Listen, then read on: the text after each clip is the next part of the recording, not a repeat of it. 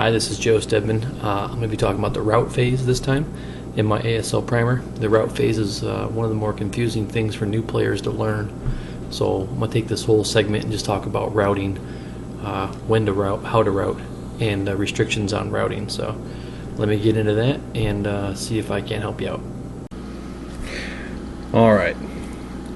Any unit that is broken and marked with a DM cannot end the route phase adjacent to a known enemy unit. Alright, that could even be a broken known enemy unit.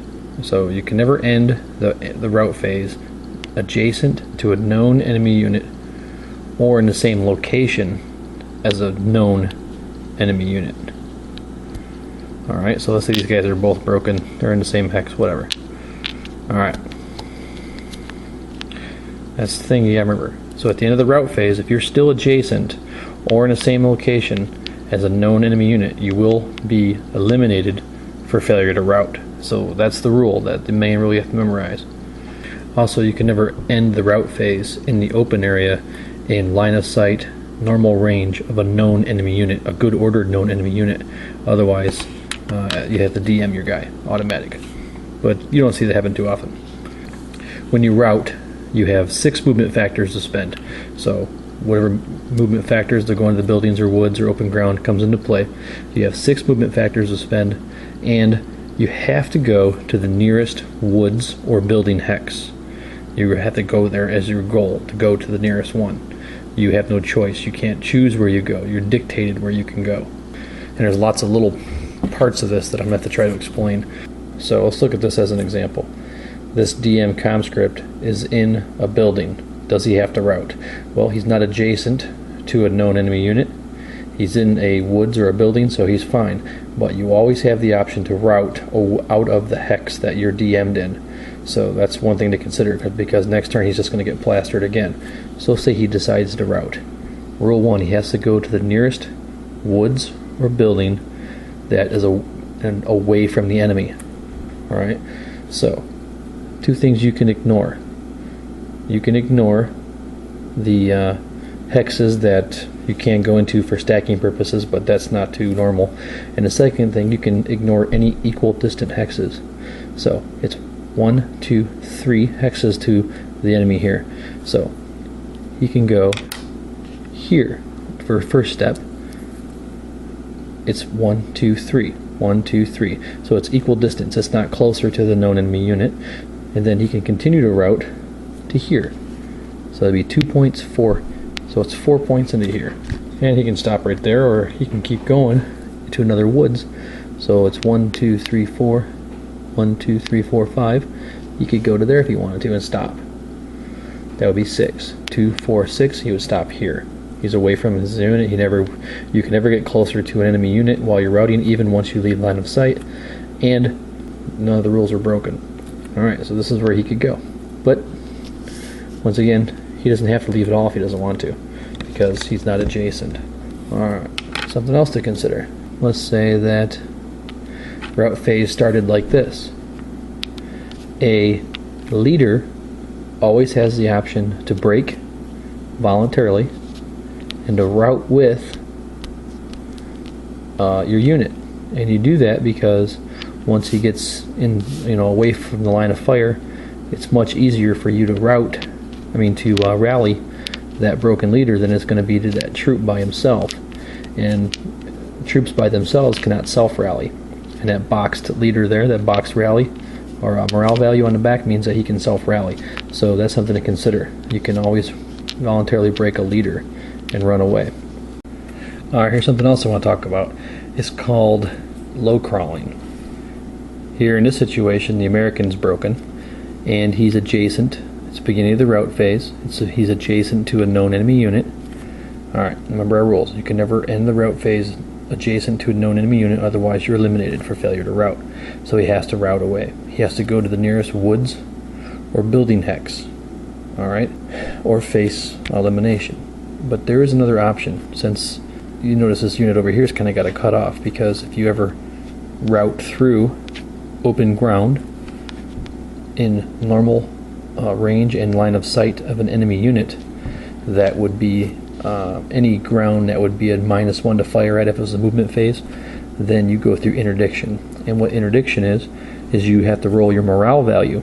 And if you roll a morale value, you're fine. But if you don't roll that, you roll too high, you casualty reduce. So you'll go down to a half squad. Then that half squad can continue to move. And then for every hex that you go through that's in normal range and line of sight of a known enemy unit, then you go through that interdiction again. So you may not want to face interdiction. Alright, so there's another option that is left open. It's called low crawl. Now to low crawl, you use all your movement factors, all 6, to move into a open ground hex. So let's say that he wanted a low crawl here. Yeah, I could do that. I could low crawl into that hex. It's still a bad situation, but it's better than being eliminated for failure to route. No one gets to fire at him, no interdiction, but he has to stop. Alright, so low crawl is an option that you can use as a last resort. Okay, here's a situation. Pretty bad situation, right? What's going to happen to him? Well, he can't low crawl because he'll still be adjacent. Can't low crawl, can't low crawl, can't low crawl. He's eliminated. Failure to route. Alright, and as a new player, you're going to find that seasoned players use that tactic a lot. They will move their units up and away to prevent you from routing. So they're going to fire at you.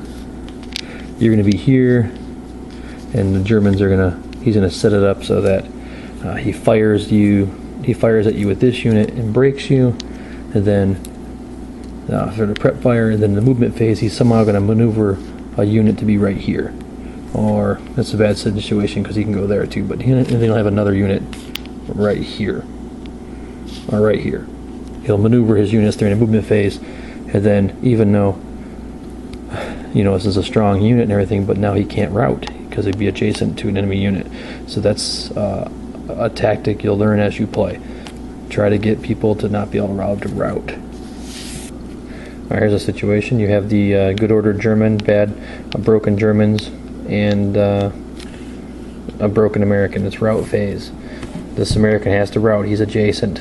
Okay. Well, he can't move towards a known enemy unit. That's even broken units. It doesn't have to be a good ordered unit. He cannot route those directions. So his only choice is to... Well, he can't go this way because it's closer. Can't go this way, it's closer. Can't go this way, it's closer. And it's adjacent to an enemy unit. Can't go here. So his only option is to go here. So he goes 1 to here. Now he can either decide to low crawl into this X and stop, or face interdiction, because he'd face interdiction from this hex. So in this case, I would probably go through, this is an 8 rally or an 8 strength unit. I would probably go ahead and go for it. So I go 1 point into here, go through interdiction roll. So I'd have to roll an 8 or less to face that. Let's say that I rolled a 6, and I'd be fine. So I've spent 1 point. I still have to go to the nearest woods or building. All right, so I can choose here. Alright, because this hex here is 1, 2, 1, 2. It's the same distance. I can go there. Or I can go here, which I probably would in this case if this was a real game. So that'd be 3 points to there. Then I can either stop, I've spent 3 points, or I can continue to route as long as I go to woods or buildings. So I've spent 3, I would probably continue to route so I can get out of line of sight of these guys. That was 3, 4, 5 to there, and I'd have to stop because I cannot leave the woods, and I've only got 1 point. Alright, so this is where I'd route to, right here. Often overlooked rule. A unit that's in a melee hex, even if it's broken, does not have to route, even if they're broke. So that's one of the few exceptions to the rules. Alright, there are situations though where at the beginning of the route phase you may be in the same hex as an enemy unit, and yet you're not marked with a melee. This is the only time that you can route into a hex that's adjacent to a known enemy unit. So you could go 2 to there, and then you have to continue now, because you cannot stay adjacent. So 3, 4, 5, whatever. So that's one of the other few exceptions to the route rules.